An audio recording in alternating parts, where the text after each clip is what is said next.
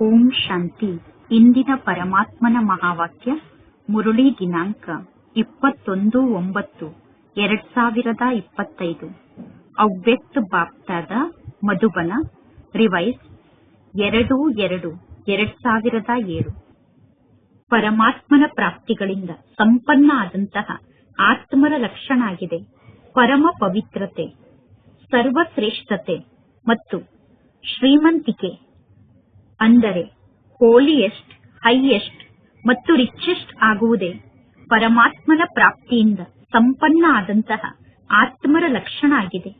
ಇಂದು ವಿಶ್ವ ಪರಿವರ್ತಕ ಆದಂತಹ ಬಾಪ್ತಾದ ತಮ್ಮ ಜೊತೆಗಾರ ಆದಂತಹ ಮಕ್ಕಳ ಜೊತೆಗೆ ಮಿಲನವನ್ನು ಮಾಡಲು ಬಂದಿದ್ದಾರೆ.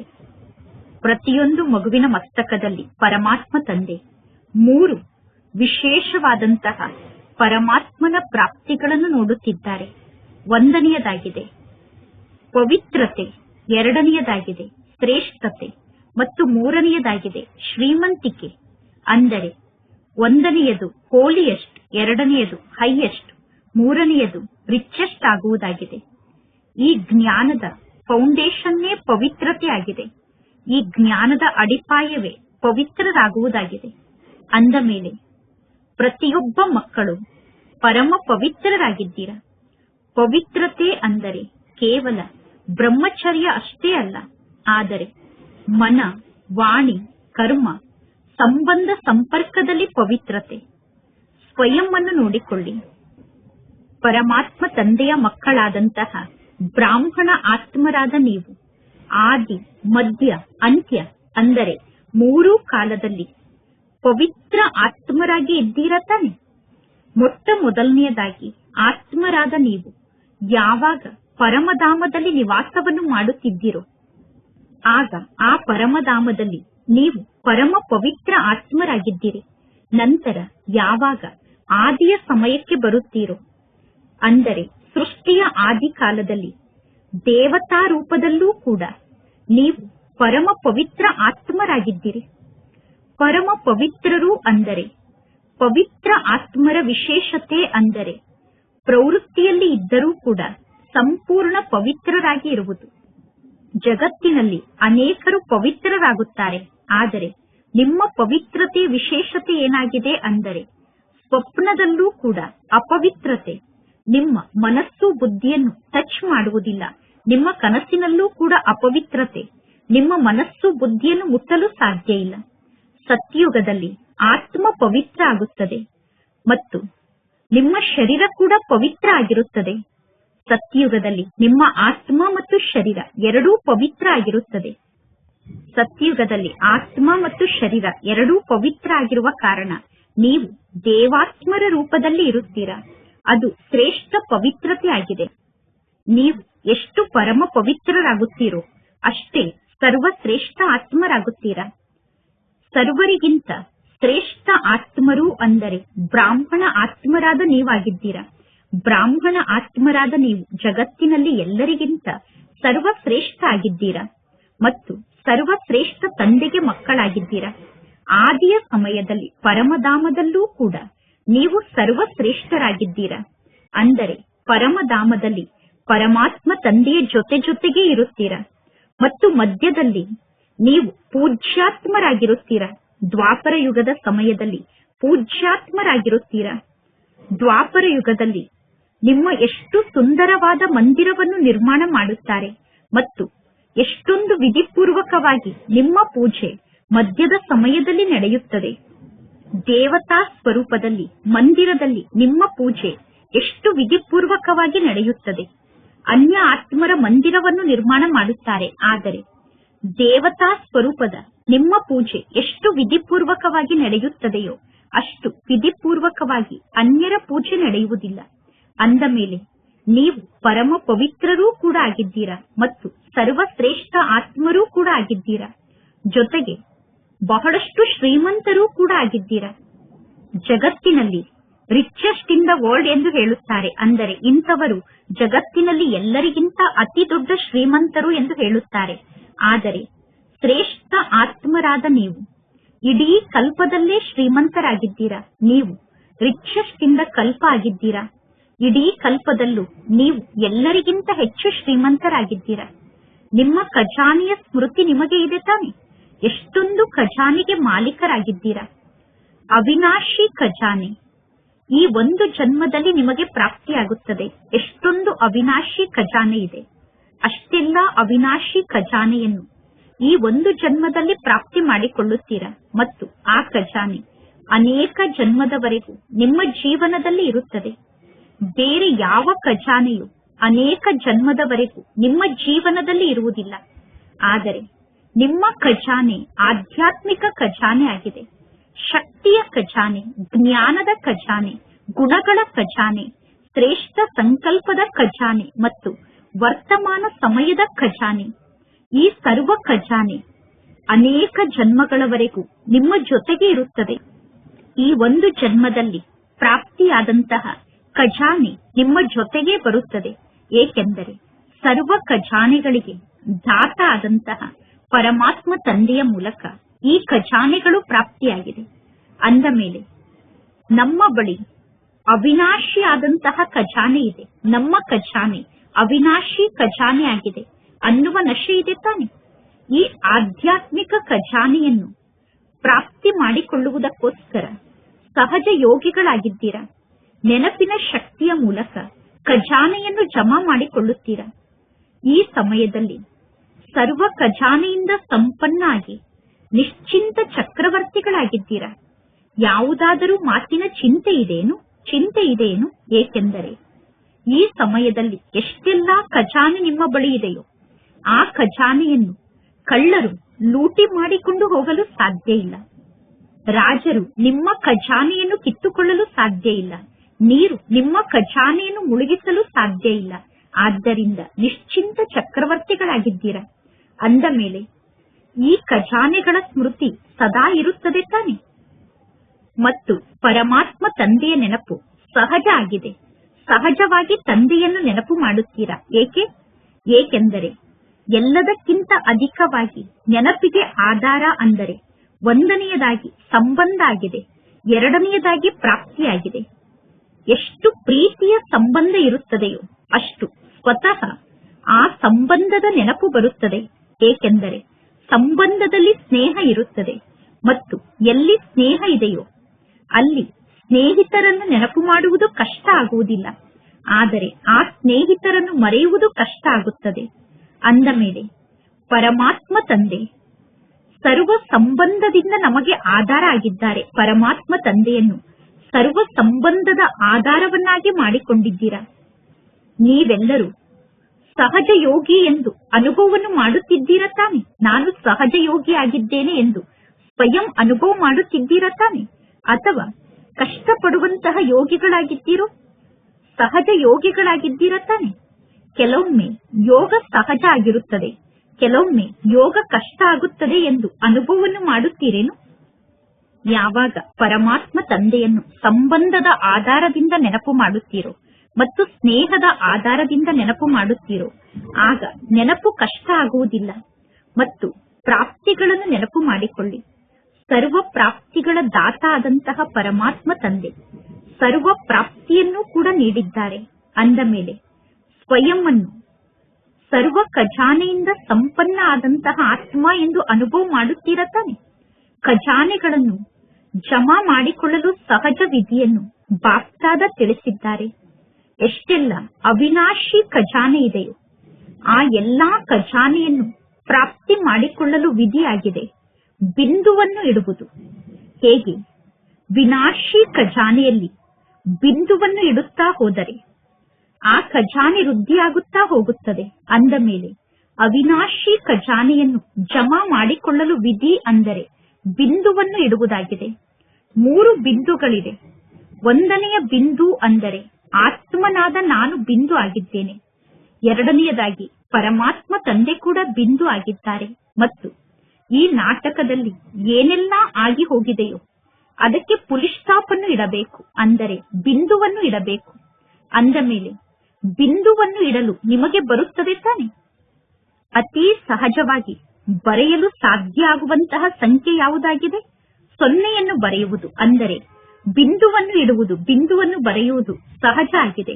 ಅಂದ ಮೇಲೆ ಆತ್ಮನಾದ ನಾನು ಕೂಡ ಬಿಂದು ಆಗಿದ್ದೇನೆ, ಪರಮಾತ್ಮ ತಂದೆ ಕೂಡ ಬಿಂದು ಆಗಿದ್ದಾರೆ ಅನ್ನುವ ಸ್ಮೃತಿಯ ಮೂಲಕ ಸ್ವತಃ ಖಜಾನೆಗಳು ಜಮಾ ಆಗುತ್ತದೆ.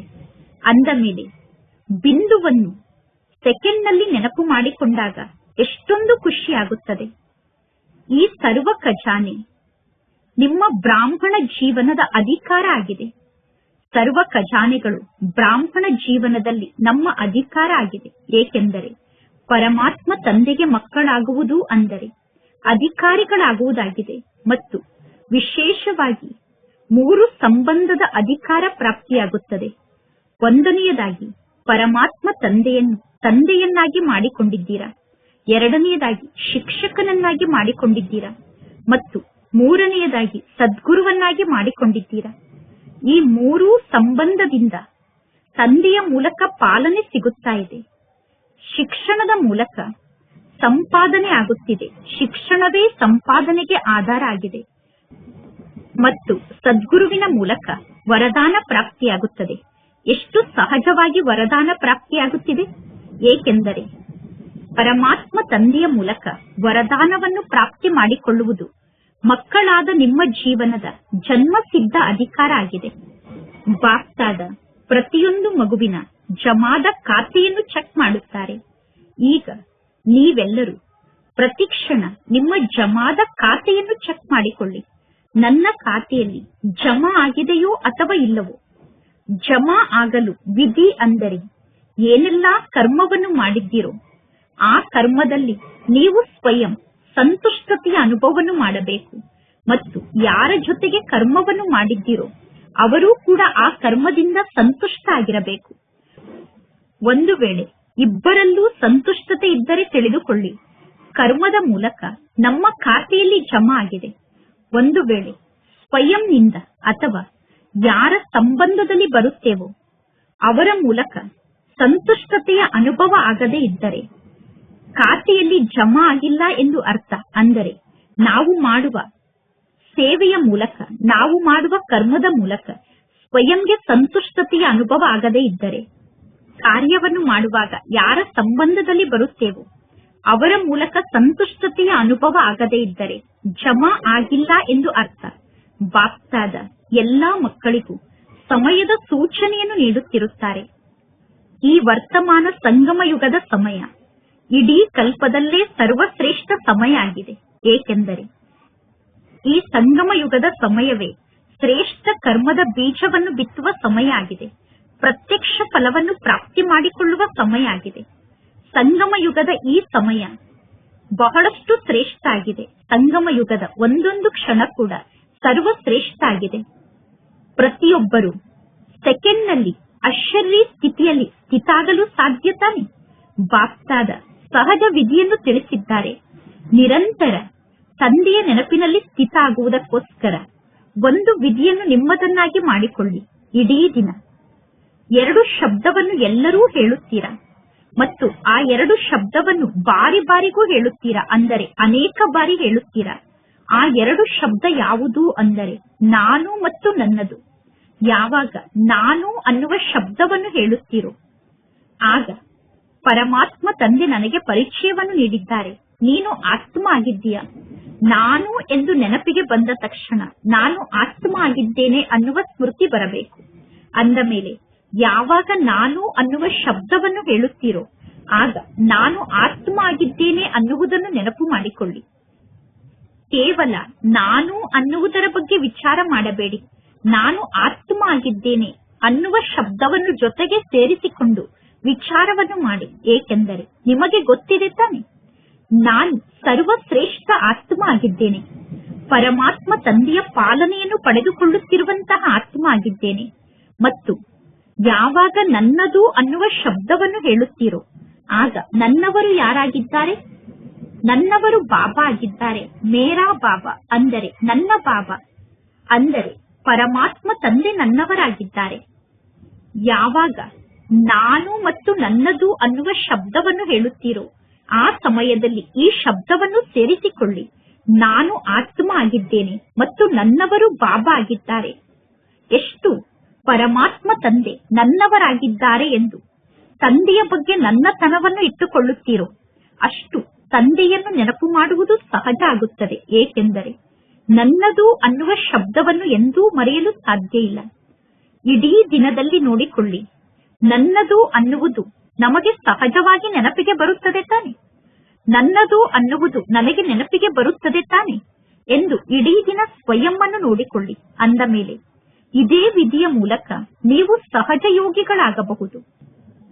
ಬಾಪ್ತಾದ ಪ್ರತಿಯೊಂದು ಮಗುವನ್ನು ಸ್ವಮಾನದ ಸೀಟ್ನಲ್ಲಿ ಕೂರಿಸಿದ್ದಾರೆ.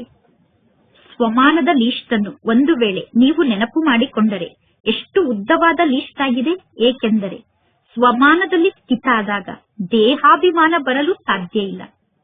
ನೀವು ದೇಹಾಭಿಮಾನದಲ್ಲಿ ಇರಬಹುದು ಅಥವಾ ಸ್ವಮಾನದಲ್ಲಿ ಇರಬಹುದು. ಅಂದರೆ ಎರಡರಲ್ಲಿ ಯಾವುದಾದರೂ ಒಂದು ಸ್ಥಿತಿಯಲ್ಲಿ ಇರುತ್ತೀರಾ.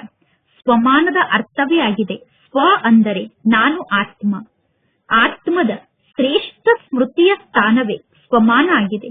ಅಂದ ಮೇಲೆ ನೀವೆಲ್ಲರೂ ಸ್ವಯಂನ ಸ್ವಮಾನದಲ್ಲಿ ಸ್ಥಿತ ಆಗಿದ್ದೀರಾ. ಎಷ್ಟು ಸ್ವಮಾನದಲ್ಲಿ ಸ್ಥಿತ ಆಗಿರುತ್ತೀರೋ ಅಷ್ಟು ಅನ್ಯರಿಗೆ ಗೌರವವನ್ನು ಕೊಡುವುದು ಸಹಜ ಆಗುತ್ತದೆ. ಅಂದ ಮೇಲೆ ಸ್ವಮಾನದಲ್ಲಿ ಸ್ಥಿತ ಆಗುವುದು ಎಷ್ಟು ಸಹಜ ಆಗಿದೆ.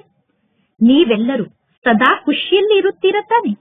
ಏಕೆಂದರೆ ಖುಷಿಯಲ್ಲಿ ಇರುವಂತವರು ಅನ್ಯರನ್ನೂ ಕೂಡ ಖುಷಿ ಪಡಿಸಬಹುದು. ಯಾರು ಸದಾ ಖುಷಿಯಲ್ಲಿ ಇರುತ್ತಾರೋ ಅವರು ಅನ್ಯರನ್ನೂ ಖುಷಿ ಪಡಿಸುತ್ತಾರೆ. ಬಾಪ್ತಾದ ಸದಾ ಹೇಳುತ್ತಾರೆ, ಇಡೀ ದಿನ ಎಂದೂ ಕೂಡ ಖುಷಿಯನ್ನು ಕಳೆದುಕೊಳ್ಳಬೇಡಿ. ಏಕೆ?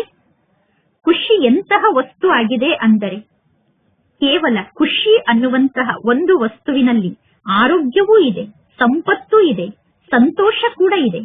ಖುಷಿ ಇಲ್ಲ ಅಂದರೆ ಜೀವನ ನೀರಸ ಜೀವನ ಆಗಿಬಿಡುತ್ತದೆ. ಖುಷಿಯ ಬಗ್ಗೆ ಹೇಳಲಾಗುತ್ತದೆ, ಖುಷಿಯಂತಹ ಖಜಾನೆ ಇಲ್ಲ. ಎಷ್ಟೊಂದು ಖಜಾನೆಗಳಿದೆ, ಆದರೆ ಖುಷಿ ಇರದೇ ಇದ್ದರೆ ಖಜಾನೆಯ ಮೂಲಕ ಪ್ರಾಪ್ತಿಯನ್ನು ಪಡೆದುಕೊಳ್ಳಲು ಸಾಧ್ಯ ಇಲ್ಲ. ಖುಷಿಯ ಬಗ್ಗೆ ವರ್ಣನೆಯನ್ನು ಮಾಡಲಾಗುತ್ತದೆ, ಖುಷಿಯಂತಹ ಔಷಧಿ ಇಲ್ಲ, ಖುಷಿಯಂತಹ ಪೌಷ್ಟಿಕ ಆಹಾರ ಇಲ್ಲ ಎಂದು. ಅಂದ ಮೇಲೆ ಸಂಪತ್ತು ಕೂಡ ಖುಷಿಯಾಗಿದೆ, ಖುಷಿ ಸಂಪತ್ತಾಗಿದೆ, ಮತ್ತು ಖುಷಿ ಆರೋಗ್ಯ ಆಗಿದೆ, ಆರೋಗ್ಯ ಕೂಡ ಖುಷಿಯಾಗಿದೆ, ಮತ್ತು ಹೆಸರೇ ಖುಷಿಯಾಗಿದೆ. ಅಂದ ಮೇಲೆ ನೀವು ಸಂತೋಷದಲ್ಲಂತೂ ಸದಾ ಇದ್ದೀರಾ. ಅಂದ ಮೇಲೆ ಖುಷಿಯಲ್ಲಿ ಈ ಮೂರು ವಸ್ತುಗಳು ಕೂಡ ಸಮಾವೇಶ ಆಗಿದೆ. ಖುಷಿಯಲ್ಲಿ ಆರೋಗ್ಯ, ಸಂಪತ್ತು, ಸಂತೋಷ ಎಲ್ಲವೂ ಸಮಾವೇಶ ಆಗಿದೆ.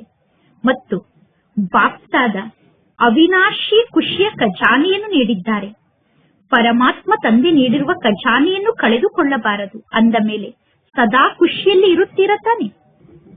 ಬಾಪ್ತಾದ ಹೋಮ್ವರ್ಕ್ ಅನ್ನು ಕೊಟ್ಟಿದ್ದರು, ಸದಾ ಖುಷಿಯಲ್ಲೇ ಇರಬೇಕು ಮತ್ತು ಖುಷಿಯನ್ನು ಹಂಚಬೇಕು ಎಂದು. ಏಕೆಂದರೆ ಖುಷಿ ಎಂತಹ ವಸ್ತು ಆಗಿದೆ ಅಂದರೆ ಎಷ್ಟು ಖುಷಿಯನ್ನು ಹಂಚುತ್ತೀರೋ ಅಷ್ಟು ಖುಷಿ ವೃದ್ಧಿಯಾಗುತ್ತದೆ. ನೀವು ಸ್ವಯಂ ಅನುಭವವನ್ನು ಮಾಡಿ ನೋಡಿದ್ದೀರಾ, ಅನುಭವವನ್ನು ಮಾಡಿದ್ದೀರಾ ತಾನೆ. ಒಂದು ವೇಳೆ ಖುಷಿಯನ್ನು ಹಂಚಿದರೆ, ಯಾರು ಖುಷಿಯನ್ನು ಹಂಚುತ್ತಾರೋ ಅವರ ಜೀವನದಲ್ಲಿ ಮೊದಲು ಖುಷಿ ಜಾಸ್ತಿ ಆಗುತ್ತದೆ. ಅನ್ಯರನ್ನು ಖುಷಿ ಪಡಿಸುವಂತವರು ಮೊದಲು ತಾವು ಸ್ವಯಂ ಖುಷಿಯಲ್ಲಿ ಇರುತ್ತಾರೆ. ಅಂದ ಮೇಲೆ ನೀವೆಲ್ಲರೂ ಹೋಮ್ವರ್ಕ್ ಅನ್ನು ಮಾಡಿದ್ದೀರಾ ತಾನೆ, ಹೋಮ್ವರ್ಕ್ ಅನ್ನು ಮಾಡಿದ್ದೀರಾ ತಾನೆ. ಯಾರೆಲ್ಲರೂ ಖುಷಿಯಲ್ಲಿ ಇರುವಂತಹ ಹೋಮ್ವರ್ಕ್ ಅನ್ನು ಮಾಡಿದ್ದೀರೋ ಅವರು ಕೈಯನ್ನು ಎತ್ತಿ. ಯಾರೆಲ್ಲರೂ ಹೋಮ್ವರ್ಕ್ ಅನ್ನು ಮಾಡಿದ್ದೀರೋ ಖುಷಿಯಲ್ಲೇ ಇರಬೇಕು, ಕಾರಣವನ್ನು ಹೇಳಬಾರದು, ನಿವಾರಣೆಯನ್ನು ಮಾಡಬೇಕು, ಸಮಾಧಾನ ಸ್ವರೂಪರಾಗಬೇಕು ಎಂದು ತಿಳಿದುಕೊಂಡಿರುವಂತವರು ಕೈಯನ್ನು ಎತ್ತಿ. ನಾವು ಖುಷಿಯಲ್ಲಿ ಇರಬೇಕು ಎಂದು ಬಯಸಿದ್ದೆವು, ಆದರೆ ಈ ರೀತಿ ಆಗಿಬಿಟ್ಟಿತು ಎಂದು ಈಗ ತಂದೆಗೆ ಹೇಳುವುದಿಲ್ಲ ತಾನೆ. ಬಾಪ್ತಾದರವರಿಗೆ ಕೆಲವು ಮಕ್ಕಳು ತಮ್ಮ ರಿಸಲ್ಟ್ ಅನ್ನು ಬರೆದು ಕಳಿಸಿದ್ದಾರೆ. ನಾನು ಇಷ್ಟು ಪರ್ಸೆಂಟೇಜ್ ನಲ್ಲಿ ಓಕೆ ಆಗಿದ್ದೇನೆ, ನಾನು ಇಷ್ಟು ಪರ್ಸೆಂಟೇಜ್ ನಲ್ಲಿ ಚೆನ್ನಾಗಿದ್ದೇನೆ ಎಂದು. ಮತ್ತು ನಾವು ಗುರಿಯನ್ನು ಇಟ್ಟುಕೊಳ್ಳುತ್ತೇವೆ. ಅಂದ ಮೇಲೆ ಆ ಗುರಿಗೆ ತಕ್ಕಂತೆ ಸ್ವತಃ ನಮ್ಮಲ್ಲಿ ಲಕ್ಷಣಗಳು ಧಾರಣೆ ಆಗುತ್ತಾ ಹೋಗುತ್ತದೆ. ಒಳ್ಳೆಯದು. ಡಬ್ಬಲ್ ವಿದೇಶದ ಸೋದರ ಸೋದರಿಯರ ಜೊತೆಗೆ ಬಾಪ್ತಾದರವರ ವಾರ್ತಾಲಾಪ. ವಿದೇಶದವರಿಗೆ ತಮ್ಮ ನಿಜವಾದ ವಿದೇಶ ಎಂದು ಮರೆತು ಹೋಗುವುದಿಲ್ಲ ತಾನೆ. ನಿಜವಾಗಿಯೂ ನೀವು ಯಾವ ದೇಶದವರಾಗಿದ್ದೀರಾ ಅನ್ನುವ ಮಾತಿನ ನೆನಪು ಇರುತ್ತದೆ ತಾನೆ. ಆದ್ದರಿಂದ ನಿಮ್ಮೆಲ್ಲರಿಗೂ ಡಬ್ಬಲ್ ವಿದೇಶದವರು ಎಂದು ಕರೆಯಲಾಗುತ್ತದೆ. ಕೇವಲ ವಿದೇಶದವರಲ್ಲ, ಡಬ್ಬಲ್ ವಿದೇಶದವರು. ಅಂದ ಮೇಲೆ ನೀವು ನಿಮ್ಮ ಮಧುರ ಮನೆಯನ್ನು ಎಂದೂ ಮರೆಯುವುದಿಲ್ಲ ತಾನೆ? ಅಂದ ಮೇಲೆ ನೀವೆಲ್ಲರೂ ಎಲ್ಲಿ ನಿವಾಸವನ್ನು ಮಾಡುತ್ತೀರಾ? ಬಾಪ್ತಾದರವರ ಹೃದಯ ಸಿಂಹಾಸನಕ್ಕೆ ಅಧಿಕಾರಿಗಳಾಗಿದ್ದೀರಾ ತಾನೆ? ಬಾಪ್ತಾದ ಹೇಳುತ್ತಾರೆ, ಯಾವಾಗ ಯಾವುದಾದರೂ ಒಂದು ಸಣ್ಣ ಅಥವಾ ದೊಡ್ಡ ಸಮಸ್ಯೆ ಬರುತ್ತದೆಯೋ, ಸಮಸ್ಯೆ ಅಲ್ಲ, ಆದರೆ ಯಾವುದೇ ಪರೀಕ್ಷಾ ಪೇಪರ್ ನಿಮ್ಮ ಸಮ್ಮುಖಕ್ಕೆ ಬಂದರೂ ಕೂಡ ಆ ಪರೀಕ್ಷಾ ಪೇಪರ್ ನಿಮ್ಮನ್ನು ಮುಂದೆ ಕರೆದುಕೊಂಡು ಹೋಗುವುದಕ್ಕೋಸ್ಕರ ಬರುತ್ತದೆ. ಅಂದ ಮೇಲೆ ಬಾಪ್ತಾದರವರ ಹೃದಯ ಸಿಂಹಾಸನಕ್ಕೆ ನೀವೆಲ್ಲರೂ ಅಧಿಕಾರಿಗಳಾಗಿದ್ದೀರಾ. ಹೃದಯ ಸಿಂಹಾಸನಕ್ಕೆ ಅಧಿಕಾರಿ ಆಗಿದ್ದೀರಾ ಅಂದ ಮೇಲೆ ಸಮಸ್ಯೆ ನಿಮ್ಮ ಸಮ್ಮುಖದಲ್ಲಿ ಒಂದು ಗೊಂಬೆ ಆಗಿಬಿಡುತ್ತದೆ. ಅಂದರೆ ಆಟವನ್ನು ಆಡುವಂತಹ ಆಟದ ವಸ್ತು ಆಗಿಬಿಡುತ್ತದೆ. ಸಮಸ್ಯೆಯನ್ನು ನೋಡಿ ನೀವು ಭಯಪಡುವುದಿಲ್ಲ. ಆಗ ಸಮಸ್ಯೆಯನ್ನು ಆಟದ ಆಟಿಕೆ ಎಂದು ತಿಳಿದುಕೊಂಡು ಅದರ ಜೊತೆಗೆ ಆಟವನ್ನು ಆಡುತ್ತೀರಾ. ಏಕೆಂದರೆ ಸಮಸ್ಯೆ ಅನ್ನುವಂಥದ್ದು ಒಂದು ಆಟದ ವಸ್ತು ಆಗಿದೆ. ಎಲ್ಲರೂ ಹಾರುವ ಕಲೆಯಲ್ಲಿ ಹಾರುವಂತವರಾಗಿದ್ದೀರಾ ತಾನೆ? ಹಾರುವ ಕಲೆಯಲ್ಲಿ ಹಾರುತ್ತೀರಾ ತಾನೆ? ಹಾರುತ್ತೀರೋ ಅಥವಾ ನಡೆದುಕೊಂಡು ಹೋಗುವಂತವರಾಗಿದ್ದೀರೋ? ಹಾರುವಂತವರಾಗಿದ್ದೀರಾ ತಾನೆ? ನಡೆದುಕೊಂಡು ಹೋಗುವಂತವರಲ್ಲ ತಾನೆ? ಯಾರು ಹಾರುವಂತವರಾಗಿದ್ದೀರೋ ಅವರು ಕೈಯನ್ನು ಎತ್ತಿ. ಹಾರುವಂತವರು ಕೈಯನ್ನು ಎತ್ತಿ. ಅರ್ಧ ಕೈಯನ್ನು ಎತ್ತುತ್ತಿದ್ದಾರೆ. ಹಾರುವಂತವರಾಗಿದ್ದೀರಾ ತಾನೆ? ಒಳ್ಳೆಯದು. ಕೆಲವೊಮ್ಮೆ ಹಾರುವುದನ್ನು ಬಿಟ್ಟು ಬಿಡುತ್ತೀರೇನು? ನಡೆಯುತ್ತಿಲ್ಲ ತಾನೆ? ಕೆಲವರು ಬಾಪ್ತಾದರವರಿಗೆ ಹೇಳುತ್ತಾರೆ, ಬಾಬಾ, ನಾವು ಬಹಳ ಚೆನ್ನಾಗಿ ನಡೆಯುತ್ತಿದ್ದೇವೆ, ಬಹಳ ಚೆನ್ನಾಗಿ ಪುರುಷಾರ್ಥದ ಮಾರ್ಗದಲ್ಲಿ ನಡೆಯುತ್ತಿದ್ದೇವೆ ಎಂದು. ಅಂದ ಮೇಲೆ ಬಾಪ್ತಾದ ಹೇಳುತ್ತಾರೆ, ನೀವು ನಡೆಯುತ್ತಿದ್ದೀರೋ ಅಥವಾ ಹಾರುತ್ತಿದ್ದೀರೋ? ಈಗ ನಡೆಯುವ ಸಮಯ ಅಲ್ಲ, ಹಾರುವ ಸಮಯ ಆಗಿದೆ. ಉಮಂಗ್ ಉತ್ಸಾಹದ ರೆಕ್ಕೆಯಂತೂ ನಿಮ್ಮ ಬಳಿ ಇದೆ. ಸಾಹಸದ ರೆಕ್ಕೆಯಂತೂ ನಿಮ್ಮೆಲ್ಲರಿಗೂ ಸಿಕ್ಕಿದೆ. ಉಮಂಗ್ ಉತ್ಸಾಹ ಮತ್ತು ಸಾಹಸ ಅನ್ನುವ ರೆಕ್ಕೆ ಪ್ರತಿಯೊಬ್ಬರಿಗೂ ಪ್ರಾಪ್ತಿಯಾಗಿದೆ. ಅಂದ ಮೇಲೆ ರೆಕ್ಕೆಯ ಮೂಲಕ ಹಾರಬೇಕಾಗುತ್ತದೆ. ಆದ್ದರಿಂದ ಸ್ವಯಂ ಅನ್ನು ಚೆಕ್ ಮಾಡಿಕೊಳ್ಳಿ. ಹಾರುವ ಕಲೆಯಲ್ಲಿ ನಾನು ಹಾರುತ್ತಿದ್ದೇನೆ ತಾನೆ? ಒಳ್ಳೆಯದು. ರಿಸಲ್ಟ್ ನಲ್ಲಿ ಬಾಪ್ತಾದ ನೋಡಿದರು. ವಿದೇಶದಲ್ಲೂ ಕೂಡ ಈಗ ಸೆಂಟರ್ಗಳು ವೃದ್ಧಿಯಾಗುತ್ತಿದೆ ಮತ್ತು ವೃದ್ಧಿ ಆಗಲೇಬೇಕು. ಹೇಗೆ ಡಬ್ಬಲ್ ವಿದೇಶದವರಾಗಿದ್ದೀರೋ ಅದೇ ರೀತಿ ಡಬ್ಬಲ್ ಸೇವೆಯನ್ನು ಮಾಡಬೇಕು. ಮನಸ್ಸ ವಾಚ ಎರಡೂ ಸೇವೆಯನ್ನು ಜೊತೆ ಜೊತೆಗೆ ಮಾಡುತ್ತಾ ಹೋಗಿ. ಮನಸ್ಸಿನ ಶಕ್ತಿಯ ಮೂಲಕ ಆತ್ಮರಿಗೆ ಆತ್ಮಿಕ ವೃತ್ತಿಯ ಅನುಭವವನ್ನು ಮಾಡಿಸಿ. ಮನಸ್ಸಿನ ಶಕ್ತಿಯ ಮೂಲಕ ಆತ್ಮಿಕ ವೃತ್ತಿಯ ವಾತಾವರಣವನ್ನು ರೂಪಿಸಿ. ಮನಸ್ಸಿನ ಶಕ್ತಿಯ ಮೂಲಕ ಆತ್ಮರಲ್ಲಿ ಆತ್ಮಿಕ ವೃತ್ತಿಯ ವಾಯುಮಂಡಲವನ್ನು ರೂಪಿಸಿ. ಈಗ ದುಃಖ ಜಾಸ್ತಿ ಆಗುತ್ತಿದೆ. ಅಂದ ಮೇಲೆ ಆ ದುಃಖವನ್ನು ನೋಡಿ ನಿಮಗೆ ಏಕೆ ದಯೆ ಬರುತ್ತಿಲ್ಲ? ನಿಮ್ಮ ಜಡಚಿತ್ರದ ಸಮ್ಮುಖಕ್ಕೆ ಹೋಗಿ ಜನ ಕೂಗಿ ಕರೆಯುತ್ತಿದ್ದಾರೆ, ನಮ್ಮ ಮೇಲೆ ದಯೆಯನ್ನು ತೋರಿಸಿ, ನಮ್ಮ ಮೇಲೆ ದಯೆಯನ್ನು ತೋರಿಸಿ ಎಂದು. ಅಂದ ಮೇಲೆ ಈಗ ದಯಾಳುವಾಗಿ, ಕೃಪಾಳುವಾಗಿ, ದಯಾಹೃದಯಗಳಾಗಿ ನಿಮ್ಮ ಮೇಲೆ ನೀವು ದಯೆಯನ್ನು ತೋರಿಸಿಕೊಳ್ಳಿ ಮತ್ತು ಅನ್ಯ ಆತ್ಮರ ಮೇಲೆ ದಯೆಯನ್ನು ತೋರಿಸಿ. ಒಳ್ಳೆಯದು. ಪ್ರತಿ ಸೀಸನ್ನಲ್ಲೂ ವಿದೇಶದವರು ಬರುತ್ತಾರೆ, ಪ್ರತಿ ಟರ್ನಲ್ಲೂ ವಿದೇಶದವರು ಬರುತ್ತಾರೆ. ಅಂದ ಮೇಲೆ ಎಲ್ಲರಿಗೂ ಖುಷಿ ಆಗುತ್ತದೆ. ಈಗ ನೀವೆಲ್ಲರೂ ಹಾರುತ್ತಾ ಹೋಗಿ ಮತ್ತು ಹಾರಿಸುತ್ತಾ ಹೋಗಿ. ಒಳ್ಳೆಯದು. ರಿಸಲ್ಟ್ ನಲ್ಲಿ ತಂದೆ ನೋಡಿದರು. ಈಗ ಸ್ವಯಂ ಅನ್ನು ಪರಿವರ್ತನೆ ಮಾಡಿಕೊಳ್ಳುವ ಮಾತಿನಲ್ಲಿ ತೀವ್ರ ಗತಿಯಿಂದ ಮುಂದೆ ಹೋಗುತ್ತಿದ್ದೀರಾ. ಅಂದ ಮೇಲೆ ಸ್ವಯಂನ ಪರಿವರ್ತನೆಯ ಗತಿ ವಿಶ್ವ ಪರಿವರ್ತನೆಯ ಗತಿಯನ್ನು ವೃದ್ಧಿ ಮಾಡುತ್ತಾ ಹೋಗುತ್ತದೆ. ಒಳ್ಳೆಯದು. ಯಾರೆಲ್ಲ ಮೊದಲನೇ ಬಾರಿ ಮಧುಬನಕ್ಕೆ ಬಂದಿದ್ದೀರೋ ಅವರು ಕೈಯನ್ನು ಎತ್ತಿ. ನೀವೆಲ್ಲರೂ ಬ್ರಾಹ್ಮಣ ಜನ್ಮವನ್ನು ಪಡೆದುಕೊಂಡಿರುವುದಕ್ಕೋಸ್ಕರ ನಿಮ್ಮೆಲ್ಲರಿಗೂ ಶುಭಾಶಯಗಳು. ಒಳ್ಳೆಯದು. ಮಿಠಾಯಿಯಂತೂ ನಿಮಗೆ ಸಿಗುತ್ತದೆ. ಆದರೆ ಬಾಪ್ತಾದ ಮನಸ್ಸಿಗೆ ಖುಷಿಯನ್ನು ನೀಡುವಂತಹ ಮಿಠಾಯಿಯನ್ನು ತಿನ್ನಿಸುತ್ತಿದ್ದಾರೆ. ಮೊದಲನೇ ಬಾರಿ ಯಾರೆಲ್ಲ ಮಧುಬನಕ್ಕೆ ಬಂದಿದ್ದೀರೋ ಅವರೆಲ್ಲರಿಗೂ ಮನಸ್ಸಿಗೆ ಖುಷಿಯನ್ನು ನೀಡುವಂತಹ ಮಿಠಾಯಿಯನ್ನು ತಂದೆ ತಿನ್ನಿಸುತ್ತಿದ್ದಾರೆ. ಆದ್ದರಿಂದ ಮೊದಲ ಬಾರಿ ಮಧುಬನಕ್ಕೆ ಬಂದಂತವರು ಮನಸ್ಸಿನ ಖುಷಿ ಅನ್ನುವ ಮಿಠಾಯಿಯನ್ನು ಸದಾ ನೆನಪಿನಲ್ಲಿ ಇಟ್ಟುಕೊಳ್ಳಿ. ಸ್ಥೂಲ ಮಿಠಾಯಿಯನ್ನು ಬಾಯಲ್ಲಿ ಇಟ್ಟುಕೊಂಡರೆ ಅದು ಕರಗಿ ಹೋಗುತ್ತದೆ, ಸಮಾಪ್ತಿಯಾಗುತ್ತದೆ. ಆದರೆ ಮನಸ್ಸಿಗೆ ಖುಷಿಯನ್ನು ನೀಡುವಂತಹ ಮನಸ್ಸಿನ ಖುಷಿ ಅನ್ನುವ ಮಿಠಾಯಿ ಸದಾ ಜೊತೆಗೆ ಇರುತ್ತದೆ. ಬಲೆ ಮಧುಬನಕ್ಕೆ ಬನ್ನಿ. ಬಾಪ್ತಾದ ಮತ್ತು ಸಂಪೂರ್ಣ ಪರಿವಾರದವರು ದೇಶ ವಿದೇಶದ ಎಲ್ಲಾ ಆತ್ಮರು ಸೋದರ ಸೋದರಿಯರಾದ ನಿಮ್ಮನ್ನು ನೋಡಿ ಖುಷಿ ಪಡುತ್ತಿದ್ದಾರೆ. ಎಲ್ಲರೂ ನಿಮ್ಮನ್ನು ನೋಡುತ್ತಿದ್ದಾರೆ. ಅಮೆರಿಕಾದವರೂ ಕೂಡ ನೋಡುತ್ತಿದ್ದಾರೆ, ಆಫ್ರಿಕಾದವರೂ ಕೂಡ ನೋಡುತ್ತಿದ್ದಾರೆ, ರಷ್ಯಾದವರೂ ಕೂಡ ನೋಡುತ್ತಿದ್ದಾರೆ, ಲಂಡನ್ ಅವರು ಕೂಡ ನೋಡುತ್ತಿದ್ದಾರೆ, 5 ಖಂಡದವರೂ ಕೂಡ ನೋಡುತ್ತಿದ್ದಾರೆ. ಅಂದ ಮೇಲೆ ನಿಮ್ಮೆಲ್ಲರ ಜನ್ಮದಿನಕ್ಕೆ ಎಲ್ಲರೂ ನಿಮಗೆ ತಮ್ಮ ತಮ್ಮ ಸ್ಥಾನದಲ್ಲೇ ಕುಳಿತು ಶುಭಾಶಯವನ್ನು ತಿಳಿಸುತ್ತಿದ್ದಾರೆ. ಒಳ್ಳೆಯದು. ಬಾಪ್ತಾದರವರ ಆತ್ಮಿಕ ಡ್ರಿಲ್ ನಿಮ್ಮೆಲ್ಲರಿಗೂ ನೆನಪಿನಲ್ಲಿ ಇದೆ ತಾನೆ? ಈಗ ಬಾಪ್ತಾದ ಪ್ರತಿಯೊಬ್ಬ ಮಕ್ಕಳು, ಅಂದರೆ ಬಲೆ ಹೊಸಬರಿರಬಹುದು ಅಥವಾ ಹಳಬರಿರಬಹುದು, ಸಣ್ಣ ಮಕ್ಕಳಿರಬಹುದು ಅಥವಾ ದೊಡ್ಡವರಿರಬಹುದು, ಸಣ್ಣವರು ಇನ್ನು ಬೇಗ ತಂದೆಯ ಸಮಾನ ಆಗಬಹುದು. ಅಂದ ಮೇಲೆ ಎಲ್ಲರೂ ಈಗ ಸೆಕೆಂಡ್ನಲ್ಲಿ ಯಾವ ಸ್ಥಾನದಲ್ಲಿ ಮನಸ್ಸನ್ನು ಜೋಡಣೆ ಮಾಡಬೇಕು ಎಂದು ಬಯಸುತ್ತೀರೋ ಅಲ್ಲಿ ನಿಮ್ಮ ಮನಸ್ಸನ್ನು ಏಕಾಗ್ರಗೊಳಿಸಲು ನಿಮಗೆ ಸಾಧ್ಯ ಆಗಬೇಕು. ಈ ಏಕಾಗ್ರತೆಯ ಡ್ರಿಲ್ ಸದಾ ನಡೆಯುತ್ತಿರಬೇಕು. ಈ ಏಕಾಗ್ರತೆಯ ಡ್ರಿಲ್ ಅನ್ನು ಸದಾ ಮಾಡುತ್ತಿರಬೇಕು. ಈಗ 1 ಸೆಕೆಂಡ್ನಲ್ಲಿ ಮನಸ್ಸಿಗೆ ಮಾಲೀಕರಾಗಿ ನಾನು ಮತ್ತು ನನ್ನ ಬಾಬಾ, ಅಂದರೆ ನಾನು ಆತ್ಮ, ಪರಮಾತ್ಮ ತಂದೆ ನನಗೆ ಸಂಸಾರ ಆಗಿದ್ದಾರೆ, ಪರಮಾತ್ಮ ತಂದೆಯನ್ನು ಬಿಟ್ಟು ಬೇರೆ ಯಾರೂ ಇಲ್ಲ ಅನ್ನುವ ಸ್ಥಿತಿಯಲ್ಲಿ ಏಕಾಗ್ರ ಆಗಿ ಈ ಏಕಾಗ್ರ ಸ್ಮೃತಿಯ ಸ್ಥಿತಿಯಲ್ಲಿ ಸ್ಥಿತ ಆಗಿಬಿಡಿ. ಅಂದರೆ ಇದೇ ಮಾತಿನ ಏಕಾಗ್ರತೆಯ ಸ್ಮೃತಿಯಲ್ಲಿ ಸ್ಥಿತ ಆಗಿ. ಒಳ್ಳೆಯದು.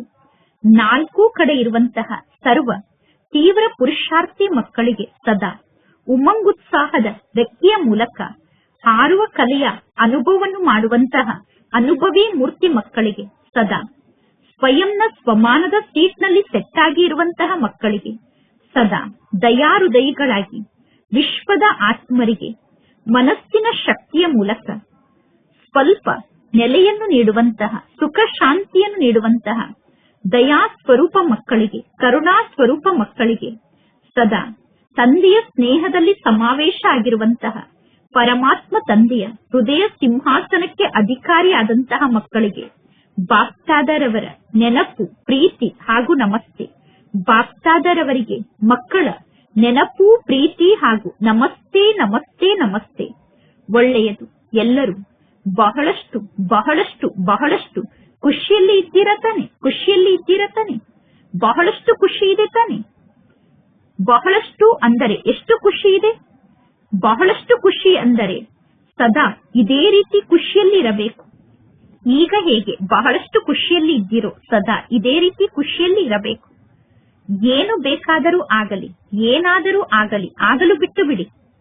ಈಗ ನೀವು ಖುಷಿಯಲ್ಲಿ ಇರಬೇಕು. ನಾನು ಹಾರಬೇಕು. ನಾನು ಹಾರುತ್ತಿದ್ದರೆ ಯಾರೂ ನನ್ನನ್ನು ಕೆಳಗಡೆ ಕರೆದುಕೊಂಡು ಬರಲು ಸಾಧ್ಯ ಇಲ್ಲ. ಪಕ್ಕಾ ತಾನೆ?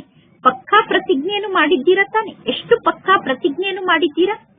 ಕೇವಲ ಖುಷಿಯಲ್ಲಿ ಇರಿ ಮತ್ತು ಎಲ್ಲರಿಗೂ ಖುಷಿಯನ್ನು ನೀಡಿ. ಯಾವುದಾದರೂ ಮಾತು ಇಷ್ಟ ಆಗದೇ ಇದ್ದರೆ ಖುಷಿಯನ್ನು ಕಳೆದುಕೊಳ್ಳಬೇಡಿ. ಮಾತು ಬೇಕಾದರೆ ಸಮಾಪ್ತಿ ಆಗಲಿ, ಆದರೆ ಖುಷಿ ಸಮಾಪ್ತಿ ಆಗಬಾರದು. ಮಾತು ಸಮಾಪ್ತಿ ಆಗಲೇಬೇಕು. ಬಂದಂತಹ ಪರಿಸ್ಥಿತಿ ಮಾತು ಸಮಾಪ್ತಿ ಆಗೇ ಆಗುತ್ತದೆ. ಆದರೆ ಸದಾ ಖುಷಿಯ ಜೊತೆಗೆ ಜೀವನವನ್ನು ನಡೆಸಬೇಕು. ಸದಾ ಖುಷಿಯಲ್ಲಿದ್ದು ಜೀವನವನ್ನು ನಡೆಸಬೇಕು. ಅಂದ ಮೇಲೆ ಯಾವುದನ್ನು ಸದಾ ಜೊತೆಗಿಟ್ಟುಕೊಂಡು ನಡೆಯಬೇಕು ಅದನ್ನು ಬಿಟ್ಟು ಬಿಡುತ್ತೀರಾ? ಖುಷಿ ಸದಾ ಜೊತೆಗಿರಬೇಕು, ಆ ಖುಷಿಯನ್ನು ಬಿಟ್ಟು ಬಿಡುತ್ತೀರಾ? ಮತ್ತು ಯಾವುದನ್ನು ಬಿಡಬೇಕು ಅದನ್ನು ಬಿಡದೆ ಅದನ್ನು ಜೊತೆಗೆ ಇಟ್ಟುಕೊಳ್ಳುತ್ತೀರಾ? ಈ ರೀತಿ ಮಾಡಬೇಡಿ. ಪ್ರತಿದಿನ ಅಮೃತ ವೇಳೆಯ ಸಮಯದಲ್ಲಿ ಮೊದಲು ಸ್ವಯಂಗೆ ಖುಷಿ ಅನ್ನುವ ಪೌಷ್ಟಿಕ ಆಹಾರವನ್ನು ತಿನ್ನಿಸಿ. ಅಂದರೆ ಅಮೃತ ವೇಳೆಯ ಸಮಯದಲ್ಲಿ ಪ್ರತಿದಿನ ಮೊದಲು ಸ್ವಯಂ ಖುಷಿ ಅನ್ನುವ ಔಷಧಿಯನ್ನು ಸ್ವೀಕಾರ ಮಾಡಿ. ಒಳ್ಳೆಯದು. ಇಂದಿನ ವರದಾನ ಆಗಿದೆ. ಮಧುರ ಶಾಂತಿಯ ಲವಲೀನ ಸ್ಥಿತಿಯ ಮೂಲಕ ನಷ್ಟ ಮೋಹಿಗಳು ಸಮರ್ಥ ಸ್ವರೂಪ ಆತ್ಮರಾಗಿ ದೇಹ, ದೇಹದ ಸಂಬಂಧ, ದೇಹದ ಸಂಸ್ಕಾರ, ವ್ಯಕ್ತಿ ಅಥವಾ ವೈಭವ ಅಥವಾ ವಾತಾವರಣ ಅಥವಾ ವೈಬ್ರೇಷನ್ ಎಲ್ಲಾ ಇದ್ದರೂ ಕೂಡ ಯಾವುದು ನಮ್ಮನ್ನು ತನ್ನ ಕಡೆ ಆಕರ್ಷಿಸಬಾರದು. ಜಗತ್ತಿನ ಜನ ಕೂಗುತ್ತಿದ್ದಾರೆ ಮತ್ತು ನೀವು ಅಚಲರಾಗಿ ಇರಬೇಕು. ಪ್ರಕೃತಿ, ಮಾಯೆ ಎಲ್ಲವೂ ಅಂತಿಮ ರೂಪದಲ್ಲಿ ದಾಳಿಯನ್ನು ನಡೆಸುತ್ತದೆ. ಪ್ರಕೃತಿ, ಮಾಯೆ ಎಲ್ಲವೂ ತಮ್ಮ ಅಂತಿಮ ದಾಳಿಯನ್ನು ಮಾಡುವುದಕ್ಕೋಸ್ಕರ ನಿಮ್ಮನ್ನು ತನ್ನ ಕಡೆ ಎಷ್ಟೇ ಸೆಳೆದರೂ ಕೂಡ ನೀವು ಭಿನ್ನ ಆಗಿರಬೇಕು ಮತ್ತು ಪರಮಾತ್ಮ ತಂದೆಯ ಪ್ರೀತಿಗೆ ಪಾತ್ರರಾಗುವಂತಹ ಸ್ಥಿತಿಯಲ್ಲಿ ಸ್ಥಿತಾಗಿ ಲವಲೀನರಾಗಿರಬೇಕು. ಇದಕ್ಕೆ ಹೇಳಲಾಗುತ್ತದೆ, ನೋಡಿದರೂ ನೋಡದಂತೆ ಇರುವುದು, ಕೇಳಿದರೂ ಕೇಳದಂತೆ ಇರುವುದು. ಈ ನಿಮ್ಮ ಮಧುರ ಶಾಂತಿಯ ಸ್ವರೂಪವೇ ಪರಮಾತ್ಮ ತಂದೆಯ ಪ್ರೀತಿಯಲ್ಲಿ ತಲ್ಲೀನ ಆಗುವಂತಹ ಲವಲೀನ ಸ್ಥಿತಿಯಾಗಿದೆ. ಯಾವಾಗ ಇಂತಹ ಸ್ಥಿತಿ ರೂಪಿತ ಆಗುತ್ತದೆಯೋ ಆಗ ನಿಮಗೆ ನಷ್ಟ ಮೋಹಿಗಳು ಅಂದರೆ ಸಮರ್ಥ ಸ್ವರೂಪದ ವರದಾನಿ ಆತ್ಮರು ಎಂದು ಕರೆಯಲಾಗುತ್ತದೆ. ಇಂದಿನ ಶ್ಲೋಗನ್ ಆಗಿದೆ, ಪವಿತ್ರ ಹಂಸಗಳಾಗಿ ಅವಗುಣ ಅನ್ನುವ ಕಸ ಅಥವಾ ಕಲ್ಲನ್ನು ಆರಿಸುವುದನ್ನು ಬಿಟ್ಟು ಒಳ್ಳೆಯ ಗುಣ ಅನ್ನುವ ಮುತ್ತನ್ನು ಆರಿಸುತ್ತಾ ಹೋಗಿ. ನಾವೀಗ ಪವಿತ್ರ ಹಂಸಗಳಾಗಿ ಅವಗುಣ ಅನ್ನುವ ಕೊಳಕನ್ನು ಆರಿಸುವುದನ್ನು ಬಿಟ್ಟು ಒಳ್ಳೆಯ ಗುಣ ಅನ್ನುವ ಮುತ್ತನ್ನು ಆರಿಸಬೇಕು. ಇಂದಿನ ಅವ್ಯಕ್ತ ಸೂಚನೆಯಾಗಿದೆ. ಈಗ ಆಸಕ್ತಿಯ ಅಗ್ನಿಯನ್ನು ಪ್ರಜ್ವಲಿತಗೊಳಿಸಿಕೊಂಡು ಯೋಗವನ್ನು ಜ್ವಾಲಾ ಸ್ವರೂಪದ ಯೋಗವನ್ನಾಗಿ ಮಾಡಿಕೊಳ್ಳಿ. ಯೋಗವನ್ನು ಜ್ವಾಲಾ ಸ್ವರೂಪದ ಯೋಗವನ್ನಾಗಿ ಮಾಡಿಕೊಳ್ಳಲು ಸದಾ ಇದೇ ಸ್ಮೃತಿಯಲ್ಲೇ ಇರಬೇಕು. ಈಗ ನಾನು ವಾಪಸ್ ಮನೆಗೆ ಹೋಗಬೇಕು. ವಾಪಸ್ ಮನೆಗೆ ಹೋಗುವುದು ಅಂದರೆ ಉಪರಾಮ್ ಆಗುವುದು, ಭಿನ್ನ ಆಗುವುದು. ಈಗ ನಾನು ನನ್ನ ನಿರಾಕಾರ ಮನೆಗೆ ಹೋಗಬೇಕು ಅಂದ ಮೇಲೆ ಆ ಮನೆಗೆ ತಕ್ಕಂತೆ ವೇಷವನ್ನು ಧರಿಸಿಕೊಳ್ಳಬೇಕು. ಅಂದ ಮೇಲೆ ಈಗ ನಾನು ವಾಪಸ್ ಮನೆಗೆ ಹೋಗಬೇಕು ಮತ್ತು ಎಲ್ಲರನ್ನೂ ವಾಪಸ್ ಮನೆಗೆ ಕರೆದುಕೊಂಡು ಹೋಗಬೇಕು ಅನ್ನುವ ಸ್ಮೃತಿಯ ಮೂಲಕ ಸ್ವತಃ ಸರ್ವ ಸಂಬಂಧದ ಆಕರ್ಷಣೆಯಿಂದ ಭಿನ್ನ ಆಗಿ ಅಂದರೆ ಸಾಕ್ಷಿ ಸ್ಥಿತಿಯಲ್ಲಿ ಸ್ಥಿತ ಆಗುತ್ತೀರಾ ಮತ್ತು ಸರ್ವ ಪ್ರಕೃತಿಯ ಆಕರ್ಷಣೆಯಿಂದ ದೂರ ಆಗಿ ಸಾಕ್ಷಿ ಸ್ಥಿತಿಯಲ್ಲಿ ಸ್ಥಿತ ಆಗುತ್ತೀರಾ. ಸಾಕ್ಷಿ ಸ್ಥಿತಿಯಲ್ಲಿ ಸ್ಥಿತ ಆದಾಗ ಸಹಜವಾಗಿ ಪರಮಾತ್ಮ ತಂದೆಯ ಜೊತೆಗಾರರಾಗುತ್ತೀರಾ ಅಥವಾ ತಂದೆಯ ಸಮಾನ ಆಗಿಬಿಡುತ್ತೀರಾ. ಇಂದಿನ ಸೂಚನೆ ಆಗಿದೆ. ಇಂದು ತಿಂಗಳ 3ನೇ ಭಾನುವಾರ ಆಗಿದೆ. ಎಲ್ಲಾ ರಾಜಯೋಗಿ ತಪಸ್ವಿ ಸೋದರ ಸೋದರಿಯರು ಸಂಜೆ 6:30ರಿಂದ 7:30ರವರೆಗೆ ವಿಶೇಷವಾಗಿ ಯೋಗದ ಅಭ್ಯಾಸ ಸಮಯದಲ್ಲಿ ನಿಮ್ಮ ಆಕಾರಿ ಸೂಕ್ಷ್ಮ ದೇವತಾ ಸ್ವರೂಪದಲ್ಲಿ ಸ್ಥಿತಾಗಿ ಭಕ್ತರ ಕೂಗನ್ನು ಕೇಳಿಸಿಕೊಳ್ಳಿ ಮತ್ತು ಭಕ್ತರಿಗೆ ಉಪಕಾರವನ್ನು ಮಾಡಿ. ಮಾಸ್ಟರ್ ದಯಾಳುಗಳಾಗಿ ಕೃಪಾಳುಗಳಾಗಿ ಎಲ್ಲರ ಮೇಲೂ ದಯಾ ದೃಷ್ಟಿಯನ್ನು ಬೀರಿ ಎಲ್ಲರಿಗೂ ಮುಕ್ತಿ ಮತ್ತು ಜೀವನ್ಮುಕ್ತಿಯ ವರದಾನವನ್ನು ನೀಡಿ. ಒಳ್ಳೆಯದು. ಓಂ ಶಾಂತಿ.